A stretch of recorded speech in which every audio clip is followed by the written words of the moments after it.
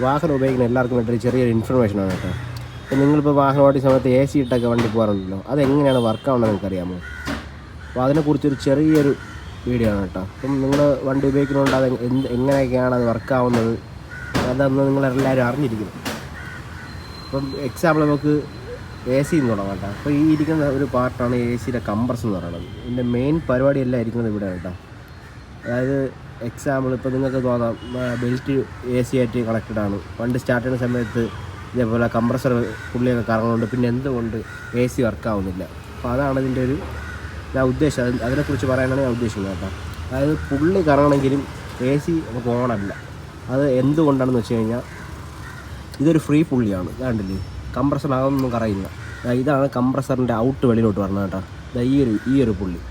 അപ്പം ഇതിൽ ഡ്രൈവ് കിട്ടിയാൽ മാത്രമേ ഇതിനകത്തോട്ടുള്ള പാർട്സിന് അതിൻ്റെ വർക്കിംഗ് ചെയ്യാൻ പറ്റത്തുള്ളൂ. അപ്പോൾ അതെങ്ങനെ കിട്ടുമെന്ന് വെച്ച് കഴിഞ്ഞാൽ ഇതിനകത്ത് അത് ഈ പുള്ളി ഇരിക്കുന്നതിൻ്റെ അകത്തായിട്ട് മാഗ്നറ്റിക് കോയിലുണ്ട് കേട്ടോ.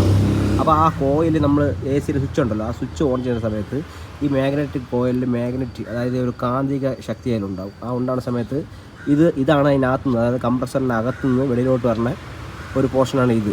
അപ്പോൾ ഇത് ഡയറക്റ്റ് കണക്ഷനാണ് കേട്ടോ കംപ്രസറായിട്ട്. അപ്പോൾ അതിലോട്ട് ഈ മാഗ്നറ്റിക് കയറി ഒട്ടും, അതായത് ഈ ഒരു പാർട്ട് കയറി ഇതിൽ ഈ കറങ്ങി കുടിക്കുന്ന പുള്ളി കയറി തട്ടും. സ്വാഭാവികമായിട്ട് ഇതിൻ്റെ ഡ്രൈവ്, ഈ കറങ്ങുന്ന ഡ്രൈവ് ഇതിലോട്ട് കിട്ടും. ഇത് നേരെ കംപ്രസറിനകത്തോട്ട് പോകും. അങ്ങനെയാണ് ഈ കംപ്രസറിൻ്റെ വർക്കിംഗ് എന്ന് പറയുന്നത് കേട്ടോ. അപ്പം ഞാനിത് പറയാൻ കാരണം എന്ന് വെച്ച് കഴിഞ്ഞാൽ ഇതേപോലെ ഒരു കസ്റ്റമർ വന്ന് ഇങ്ങോട്ടൊന്ന് ചോദിച്ച ഡൗട്ടാണ്.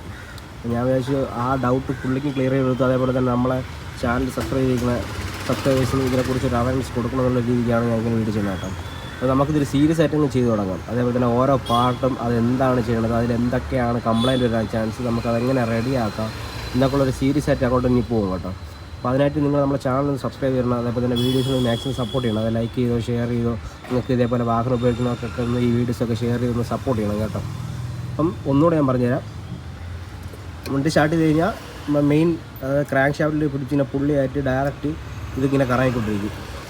ഇത് ഫ്രീ പുള്ളിയാണ്. അതേപോലെ തന്നെ ഇതിൻ്റെ ഡ്രൈവ്, അതായത് കംപ്രസർ വർക്കാകാൻ വേണ്ടിയിട്ടാണ് ഇതിലൂടെ ഡ്രൈവ് കൊടുക്കണം. അതിന് വേണ്ടിയിട്ടാണ് ഇവിടെ ക്ലച്ച് പുള്ളി കാണാട്ടോ ഇതിൻ്റെ പറയണത്. ഇതിൻ്റെ അകത്ത് മാഗ്നറ്റിക് കോയിൽ, മാഗ്നറ്റിക് കോയിലിൽ നമ്മൾ ഇതാണ് വയർ, മാഗ്നറ്റിക് കോയിലുള്ള വയർ ഇതാണ്. അവിടെ സ്വിച്ച് ഓൺ ചെയ്യുന്ന സമയത്ത് ഇതിൽ കണക്ഷൻ എത്തുന്നു, മാഗ്നറ്റ് ആവുന്നു, അതായത് കോയിൽ മാഗ്നറ്റ് ആവുന്നു. സ്വാഭാവികമായിട്ടും കാന്തിക ശക്തി ഉള്ളതുകൊണ്ട് തന്നെ ഈ ഒരു പുള്ളിനെ വെളിയിലോട്ട് ഈ ഒരു ഐഡിൽ പുള്ളിയായിട്ട് കോൺടാക്റ്റിൽ വരുന്നു. കാര്യം വലിച്ച് പിടിച്ചെടുത്തതാണ്. കാന്തിക ശക്തി വലിച്ചു പിടിച്ചെടുക്കുമ്പോൾ സ്വാഭാവികമായിട്ട് ഇതിനകത്തോടെ ഡ്രൈവ് കിട്ടും.